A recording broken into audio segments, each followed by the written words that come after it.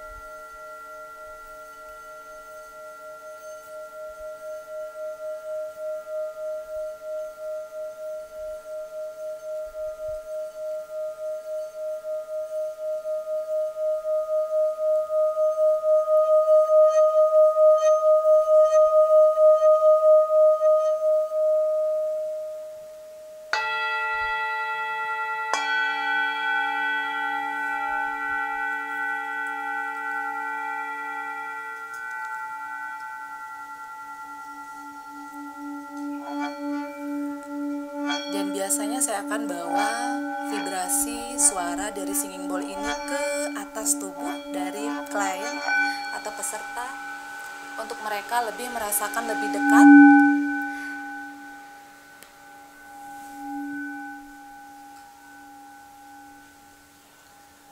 Karena melalui terapi ini secara rutin juga, dengan kita dikondisikan tidur terlentang, relaksasi, dikondisikan untuk tidak melakukan apa-apa, yang bisa kita lakukan hanya masuk ke dalam dan mendengar.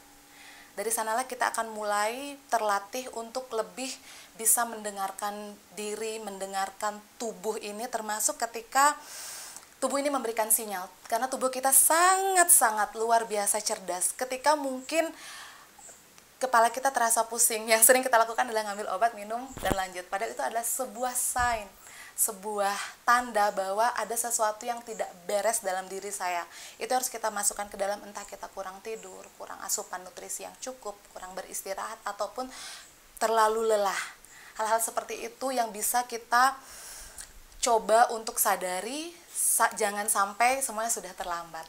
Karena lebih baik kita perlahan-lahan untuk mencegah dibanding nanti ketika sudah semuanya terlambat, karena seperti yang kita ketahui hukum energi itu juga memadat. Dari kelelahan secara energi body itu akan memadat sampai menjadi sebuah penyakit fisik. Om Swastiastu. Halo pemirsa Bali TV, apa kabar Anda? Senang sekali kembali saya Ai Susanti Putra Nindya dapat menjumpai Anda dalam program acara Mahadewi, Pesona Perempuan Indonesia. Dan hari ini pemirsa Bali TV, saya bersama seorang perempuan Indonesia yang bisa menginspirasi, memotivasi. Beliau adalah seorang instruktur yoga, bagaimana wellness, harmony of body, mind, and soul itu sendiri. Kita langsung sapa Ibu Desa Putuheni. Om Swastiastu, Ibu. Om Swastiastu, Mbak Aduh, Ayu. senang sekali bertemu dengan Ibu Desa Putuheni di tengah-tengah bagaimana hiruk pikuknya dunia saat ini ya Ibu ya. Bagaimana orang beralih ke hal-hal yang berbau ketenangan, bisa memperpadukan antara pikiran, jiwa, dan juga tubuh itu sendiri. Bergerak di bidang yoga sebagai instruktur yoga Ibu Desa Putuheni. Boleh dong Ibu diceritakan kepada pemirsa Bali TV yang menyaksikan acara kita hari ini. Kok bisa sih Bu terjun di bidang yoga? Apakah memang dari awal karir atau kemana-mana dulu akhirnya bisa jatuh ke instruktur yoga sendiri? Silakan. Oke. Baik, mungkin saya bisa ceritakan awalnya. Jadi saya itu dulu kuliahnya ngambil di sastra. Sastra Jepang, terus sastra Inggris di Universitas Udayana.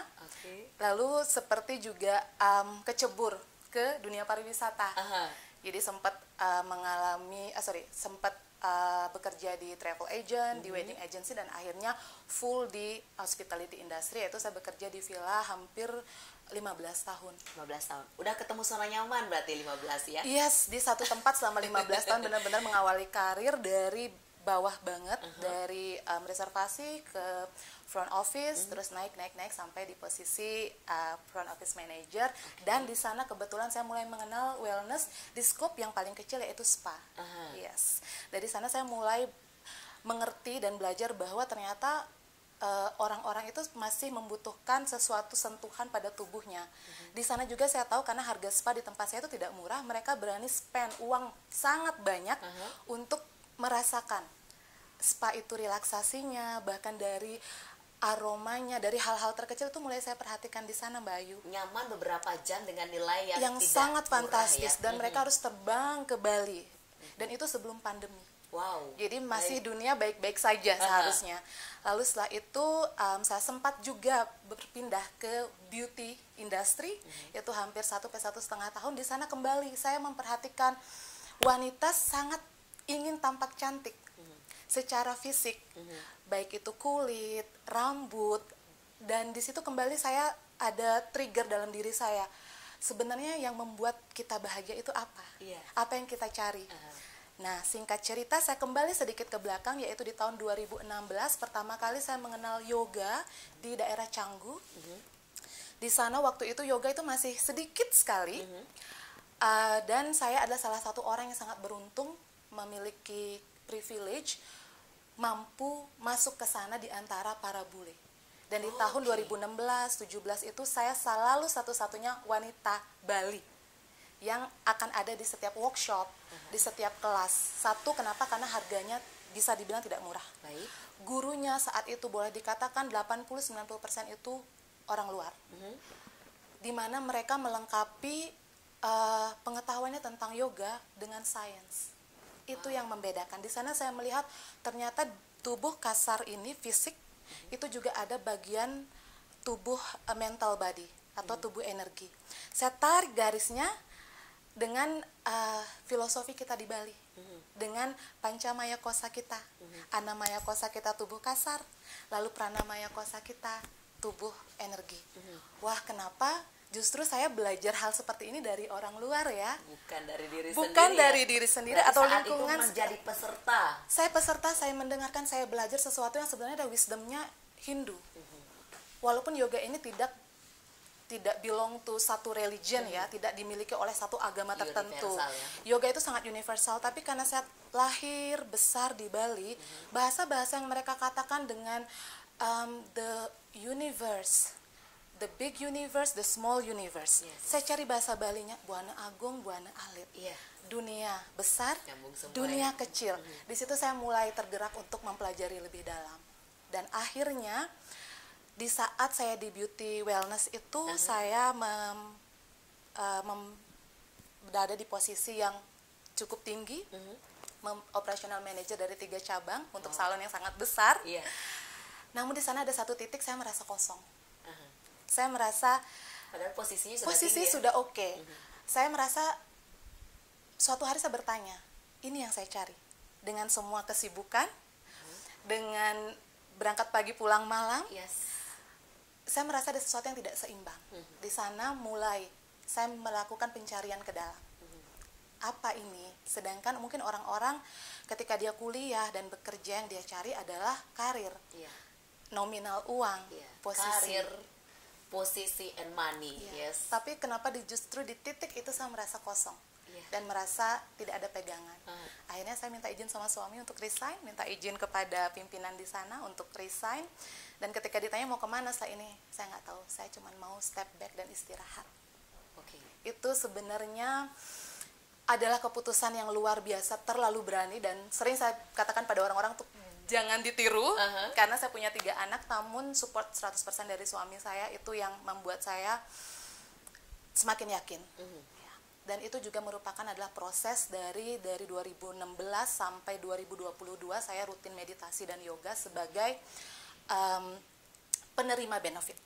Semakin mendengarkan ke dalam, dan akhirnya saya seperti mendapat ini waktu kamu untuk membagikan apa yang sudah pernah kamu terima. Oke, ini luar biasa sekali loh pemirsa Bali TV, berani keluar dari zona nyaman pada saat beliau sudah berada pada titik atau posisi jabatan tertinggi. Keluar dari hingar-bingar aktivitas yang beliau geluti setiap hari dan memilih untuk wellness. Bagaimana mengharmonikan harmony of body, mind, and soul, dan keluar sebagai instruktur yoga itu sendiri. Nanti kita akan lebih banyak berbincang dengan beliau bagaimana suka duka beliau selama di sini, bagaimana beliau siap keluar dari zona nyamannya untuk memilih dunia baru beliau saat sekarang ini. Sesaat lagi pemirsa tetap di Mahadewi, Pesona Perempuan Indonesia. Iya pemirsa Bali TV, masih di program acara Mahadewi Pesona Perempuan Indonesia. Masih bersama Ibu Desak Putuheni, seorang instruktur yoga. Ibu, kita ke yoga sekarang dengan activity yang baru Ibu geluti, lepas dari aktivitas Ibu sebelumnya yang dapat dikatakan Ibu sudah berada di posisi atau di titik tertinggi sebagai seorang perempuan, menjadi seorang leader, memegang banyak cabang, siap keluar dari hal-hal tersebut dan memilih di yoga itu sendiri. Yoga itu kan butuh konsentrasi, healing kita secara bukan hanya lahiriah tetapi mental ya Ibu ya. Boleh dong Ibu cerita selama menggeluti aktivitas Ibu sebagai instruktur yoga, apa hal yang Ibu mau bagikan kepada pemirsa, apa yang Ibu rasakan? Baik, jadi selama masa pandemi kemarin itu saya juga kembali diberikan jalan. Saya termasuk, saya katakan diri saya tuh cukup jeli untuk mendengarkan intuisi, melihat intuisi, mendengarkan diri. Karena saya berpikir ketika pandemi saya masih bekerja di villa, cuman dengan kondisi yang 2 minggu. Dan saat itu juga saya mendapatkan rezeki kesempatan untuk mengikuti yoga teacher training 200 jam, di mana itu adalah basic atau license, boleh kayak SIM-nya untuk mengemudi, untuk menjadi seorang pengajar secara internasional. Wow. Waktu itu saya tidak berpikir untuk menjadi instruktur yoga full time seperti tadi saya ceritakan, dan tadi saya ceritakan bahwa saya tertarik ingin belajar. Nah, ketika kita ingin belajar, guru akan didatangkan. Pernah dengar nggak Mbak Ayu itu? Oke, benar. Yes, jadi sepertinya saya bilang, katanya mau belajar nih, saya kasih yoga teacher training. Dan saya full 1 bulan masuk camp. Di situ pagi, siang, sore ditempa secara fisik, mental, cleansing, teori, semua tentang dunia yoga. Dan akhirnya boleh saya katakan saya lahir dan besar beragama Hindu di Bali, namun setelah itu saya memiliki pemahaman yang luar biasa tentang apa sebenarnya yang saya lakukan setiap hari selama ini. Entah itu ritual kita sehari-hari sebagai seorang wanita Bali, ritual saya melayani suami dan anak-anak. Jadi saya melakukan semuanya itu shifting dari sebuah kewajiban menjadi sebuah kesadaran dari diri dalam sendiri. Singkat cerita, setelah saya resign, saya beristirahat sejenak dan hanya merenung, mendengarkan, dan entah dari mana datangnya permintaan untuk mengajar mulai datang satu persatu. Oke. Mereka tahu Ibu dari mana? Karena waktu saya ngambil teacher training, saya juga post, dan ketika saya dari 2016 saya rajin posting yoga dan mulai mengedukasi di sana. Jadi teman-teman yang tidak memiliki privilege seperti saya untuk mampu datang, mungkin keterbatasan biaya juga bahasa, karena itu 100% berbahasa Inggris, itu bisa mendapatkan juga sedikit sharing dari saya dengan setelah saya translate ke bahasa Indonesia, setelah saya berikan gerakannya juga lewat sosial media saya. Begitu mereka tahu saya sudah free, akhirnya invitation itu datang. Dan satu hal lagi yang ingin saya sharing di sini, sebenarnya kita tidak kalah dari orang luar. Sebagai wanita Bali, kita memiliki dasarnya dari pengetahuan ini. Sehingga kita jika mau mempush diri kita lebih dalam belajar, membaca buku, mengikuti workshop, apapun itu, sebenarnya kita bisa menaikkan level kita dan bisa sejajar dengan para instruktur luar untuk membagikan. Bahkan mungkin energi kita akan jauh berbeda. Kenapa? Karena kita memang sudah mengalaminya. Bukan hanya belajar dari textbook, tapi kita mengalami sejak kelahiran, bahkan sejak kita dalam kandungan kita sudah diupacarai.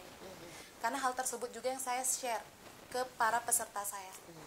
Jadi mungkin yang membuat berbeda yoga yang saya bawakan adalah saya akan mengajak para peserta itu untuk kembali ke dalam. Sehingga tagline dari Saskara Yoga, branding saya itu adalah Welcome to the journey inward. Jadi selamat datang ke dalam diri. Saya hanya sebagai perantara, selamat datang, selamat kembali masuk ke dalam diri dan mendengar. Karena skill yang tersulit itu adalah skill mendengar. Mendengarkan tubuh kita. Karena apa? Ini sibuk. Dan akhirnya saya melengkapi diri lagi dengan training meditasi. Kenapa saya lebih juga banyak untuk belajar dari buku, dari workshop, ataupun orang-orang yang berkompeten dan memang memiliki skillnya untuk sharing secara teori. Karena terkadang ini suka dukanya, ada orang-orang di awal itu sudah blocking. Ini ngapain sih? Ada orang yang suami atau laki-laki yang diseret sama istrinya, ada seorang anak yang diajak oleh ibunya, ada seorang ibu yang mengajak anaknya untuk mulai belajar mindfulness. Di sana bagaimana saya bisa masuk sesuai dengan level penerimaan mereka. Mulai dari sesuatu yang bisa ditangkap oleh logika mereka, melalui analogi-analogi tentang tubuh, tentang energi dan lain sebagainya. Ketika pintu dibuka, dari sana saya mulai masuk. Yes. Jadi suka dukanya lebih ke penerimaan dari orang, karena tidak semua orang dengan kesadaran dirinya mau berlatih yoga. Iya, benar. Ada yang disuruh, ada yang diminta, ada yang dipaksa, ada yang dipaksa bahkan. Cuman apapun itu jalannya, itu adalah stepping stone. Itu adalah batu loncatan untuk sebenarnya kembali ke dalam dan mendengarkan diri. Nah, Ibu, untuk aktivitas Ibu sendiri sampai saat sekarang ini menjadi instruktur yoga kemana saja, dan untuk tamu-tamu yang dihandle itu berapa persen orang luar atau bule di antara 100% itu? Untuk kegiatan saya di dunia wellness sekarang, karena sudah mencakup lebih luas lagi jangkauannya, tidak hanya di yoga asana secara fisik, latihan fisik, tapi juga sudah merambah ke meditasi, sound healing, pranic healing, itu yang mirip sama Reiki, access bar juga, jadi sudah lebih ke trauma release dan lain sebagainya. Nah, kembali untuk yang sudah memiliki awareness tentang kesehatan mental, kalau boleh saya bilang, terkadang saya masih agak miris karena inquiry yang datang itu masih lebih dari para orang luar. Justru orang luar yang lebih aware. Dan mereka berani investasikan lebih waktunya, mengambil libur dari bekerja, terbang ke Bali. Sudah di sini akomodasinya itu beda, dan akhirnya dari situ saya tahu mereka berani membayar mahal untuk mendatangkan yoga instruktur, ataupun meditation coach, ataupun untuk trauma release sesi. Di sana saya melihat, wow, luar biasa sekali. Mereka semakin aware dengan kesehatan mental, tidak hanya kesehatan badan. Ketika di sana saya bertemu juga dengan mereka, rata-rata mereka adalah para business owner, para orang-orang yang sangat sibuk di luar dan datang ke Bali jauh-jauh hanya untuk merasakan ketenangan, hanya untuk belajar diam, masuk ke dalam dan mendengar. Di sanalah saya mengambil peran untuk menyediakan kembali apa yang mereka butuhkan. Jadi sebenarnya di dunia wellness industry ini mirip dengan background saya yang sebelumnya. Menyediakan apa yang diminta. Cuman sekarang skupnya saja berbeda, yaitu lebih ke wellness. Dan karena koneksi saya selama ini dengan hotel dan villa, dan mungkin background saya di manajemen, saya membuka manajemen untuk mensupport villa-villa atau hotel-hotel yang belum memiliki wellness di sana, sehingga mereka berani menyediakan service wellness, dan saya akan support. Jadi untuk saat ini 80% masih untuk tamu luar. Wow, berarti bahasa pengantarnya juga Inggris? Bahasa Inggris, iya. Nah, di sini saya tidak bisa bilang beban, memang tanggung jawab saya yang besar adalah ketika mereka tahu saya adalah orang Bali, saya beragama Hindu, dan seperti mereka tahu yoga, meditasi, dan lain sebagainya sangat erat kaitannya dengan Bali sebagai Pulau Seribu Pura. Di situ saya bagaimana bertanggung jawab atas setiap perkataan yang saya keluarkan, setiap energi yang saya berikan. Jadi tidak lagi mindsetnya adalah revenue, tidak lagi mindsetnya adalah target, tetapi bagaimana saya memberikan yang terbaik sebagai representasi orang Bali itu sendiri. Dengan mungkin skupnya yang lebih internasional karena berbahasa Inggris. Wow, ini luar biasa sekali loh pemirsa Bali TV.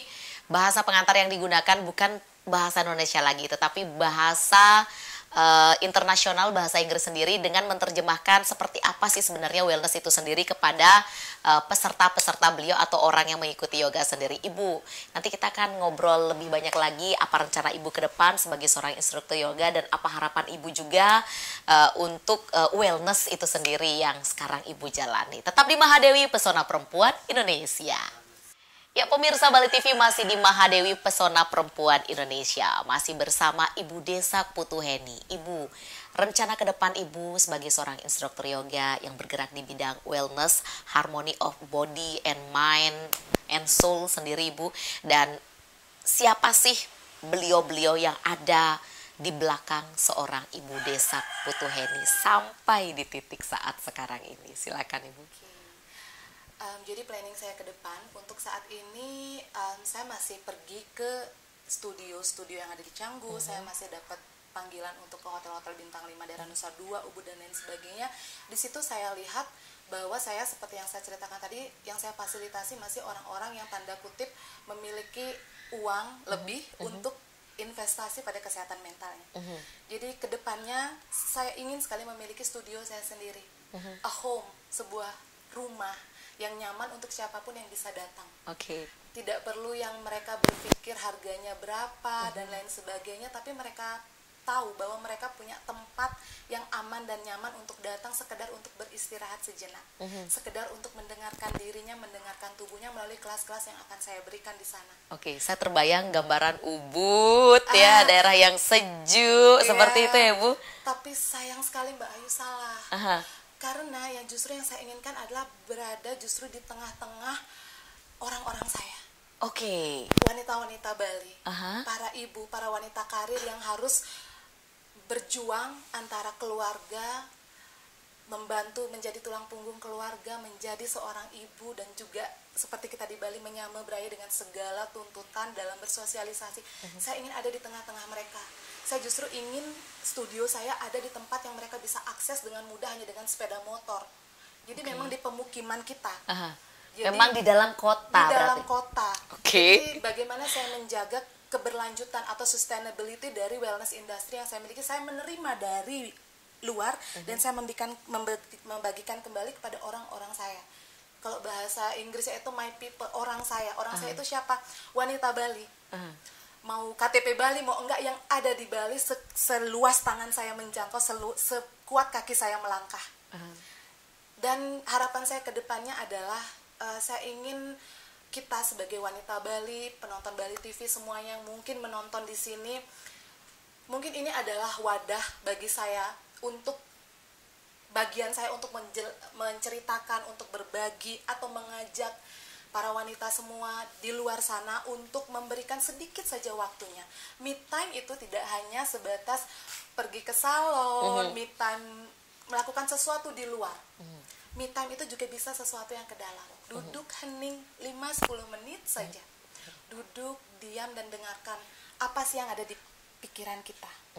Setelah kita mampu mendengarkan diri kita terlebih dahulu, baru kita bisa memberikan pelayanan yang penuh kepada orang di sekitar kita.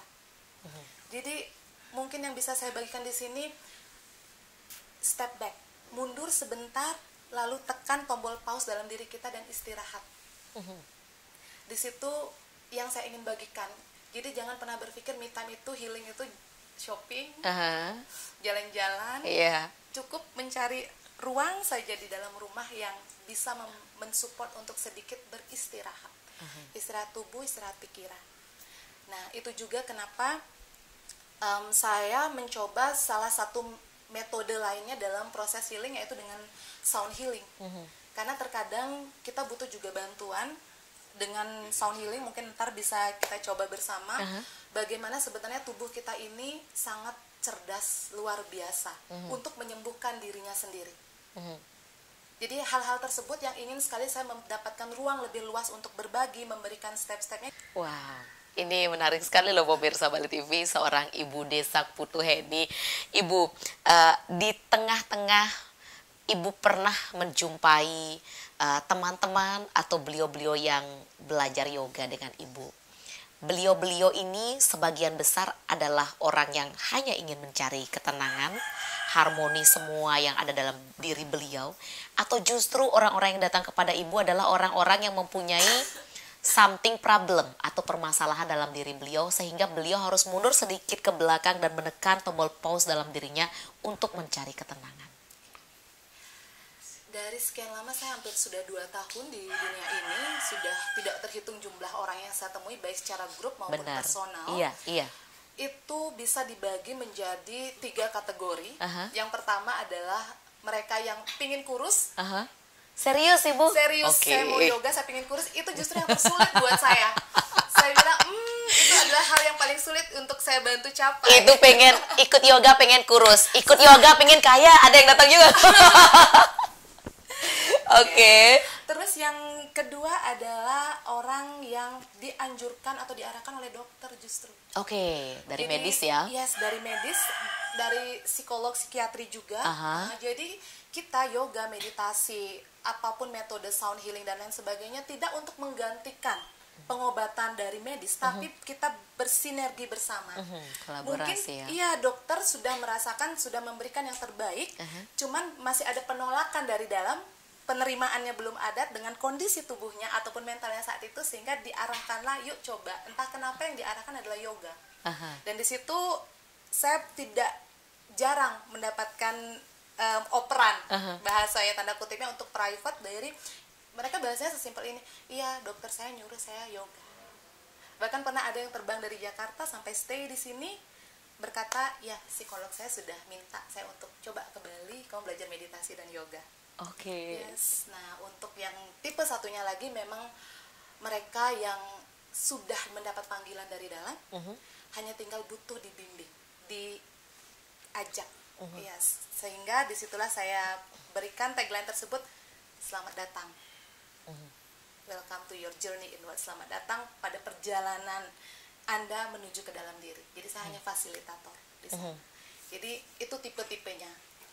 Saya bisa klasifikasi menjadi 3 tipe, hampir 2 tahun dan sekian banyak orang yang datang ke saya. Menyenangkan sekali bisa ngobrol bersama Ibu Desak Putuheni, pemirsa Bali TV. Namun sayang sekali waktu kita di Mahadewi terbatas, Ibu. Apa yang mau dibagikan untuk perempuan Indonesia di luar sana, terutama dalam bidang Ibu sendiri? Ibu menggeluti wellness, harmony of body, mind, and soul sendiri, khususnya di instruktur yoga sebagai bidang yang Ibu lakoni saat ini. Berhubung saya sekarang diwawancara oleh Bali TV, pemirsanya adalah kebanyakan para wanita Bali, saya ingin mengajak, tidak ada istilah tidak ada waktu. Kita atur waktu kita 5-10 menit saja dalam satu harinya, mungkin dimulai dari pagi hari ketika bangun tidur, untuk menyiapkan diri sebelum kita mulai terjun dengan aktivitas kita sebagai apapun perannya. Sehingga yang kita bagikan itu memiliki nilai, memiliki value, entah ibu rumah tangga, berkarir, apapun itu. Dan jangan pernah takut untuk mencari bantuan. Dengarkan diri. Saya mungkin memberikan sedikit tips jika ketika merasakan burnout, overwhelm, atau kelelahan secara fisik dan mental, kembali, step back, pause, dengarkan apa yang saya butuhkan, karena biasanya skill itu yang agak susah bisa kita dapatkan jika tidak dilatih. Karena seringkali cara kita merespon itu yang lebih cepat dengan oleh suatu kondisi, itulah yang akan ibaratnya membuat semuanya semakin berantakan. Jadi mungkin itu yang bisa saya bagikan, take a pause, step back, kembali ke dalam, dengarkan apa yang dibutuhkan oleh tubuh ini. Iya, dan tagline dari Ibu tadi adalah Welcome to the journey inward. Welcome to the journey inward. Ibu, sukses Ibu. Aktivitasnya saat sekarang ini berani keluar dari zona nyaman dan memilih hal yang memang benar-benar mengisi kekosongan Ibu sehingga Ibu saat ini kembali terisi dan merasa penuh dengan berbagi kepada orang lain. Terima kasih sekali Ibu. Sekali lagi untuk program acara Mahadewi, Ibu sudah bersedia berbagi dengan kami dan pemirsa. Mudah-mudahan apa yang kami sajikan hari ini di program acara Mahadewi dapat bermanfaat bagi Anda. Dan akhir kata, saya Ayu Susanti Putra Nindya mewakili seluruh kerabat kerja Bali TV yang bertugas hari ini pamit undur diri. Dan kami akhiri dengan Parame Santi. Om Santi, Santi, Santi Om.